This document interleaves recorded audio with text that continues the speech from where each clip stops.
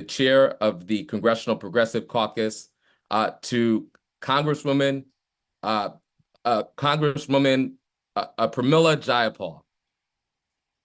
Thank you so much, Maurice. And I love that you're talking about radical joy and centering that, because I got to tell you, with over 100,000 people already watching this live stream across the country, having gone to Georgia myself as one of the vice president's first surrogates on the campaign, and just seeing the excitement off the charts, it was so beautiful. And I'll tell you, Maurice, because you're an organizer, so many people on this call are organizers, that it's not just the huge amount of money that I'm looking at, but who contributed it, right? 63% from first-time donors, the huge number of voter registrations, over 45,000 new voter registrations in just the first 48 hours after Kamala Harris announced that she was seeking the nomination.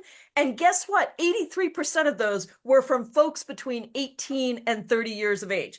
And the huge number of volunteers, over 40,000 people in the first 24 hours. These are the people that we, the progressive movement, have been working to organize for years, and who are looking to us now to help continue that momentum. This is organizer gold, people. This is momentum, it's energy, it's joy, it's excitement. It is what we need to capitalize on and make sure that we keep up with progressives across the country, because what we've said for so long is coming true, that it is Black, brown, poor, working class, young folks, and women across the country coming together to make a difference in this election.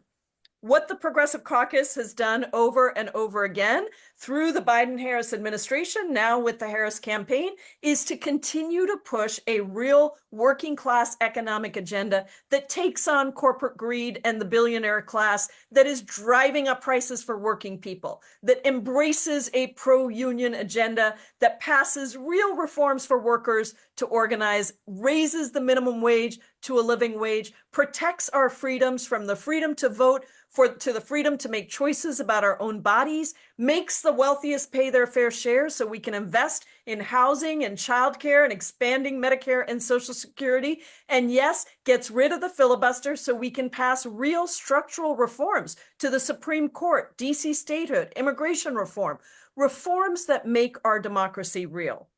I'm really proud that the vice president and I have done some amazing work together. We were both elected to Congress on the same night that Donald Trump was elected in 2016. She and I both becoming the first South Asian American women elected to the House and to the Senate.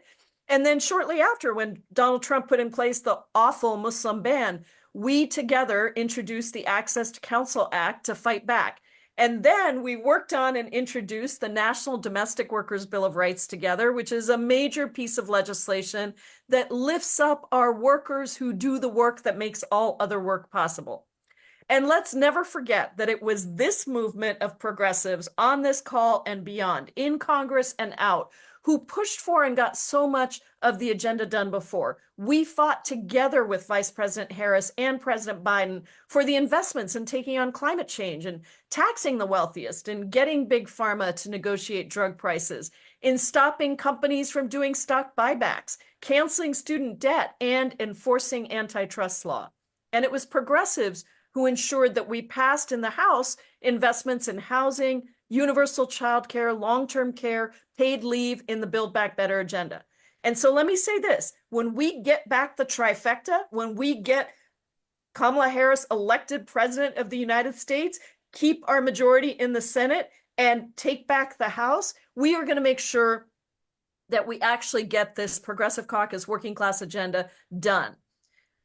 So with this election, I just think it's critical for us as organizers to think about who is the president under whom our organizing, our agenda, from Gaza to labor rights to immigration reform to corporate greed, who is that possible under? And I would submit to you that it is only possible under President Kamala Harris. Kamala Harris has taken on big banks, big pharma, big oil, and she's won. And with us pushing by her side, she will do it all again to protect our democracy, to protect our rights, to protect our planet, and to protect poor, and working people. And I just want to be clear about this.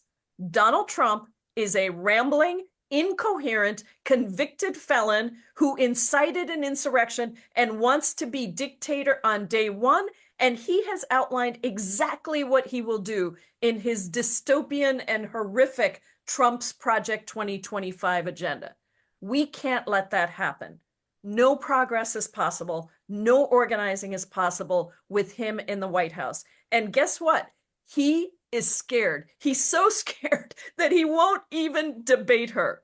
So progressives, let's get this done. Let's elect our first South Asian Black woman president to the White House who will fight for all of us to have real opportunity. And when we turn out, we win. So let's go. Back to you, Mo. Thank you so much, Representative Jayapal. Thank you for all your leadership and your remarks. Next, I want to bring up to speak somebody who started a political revolution and continues to do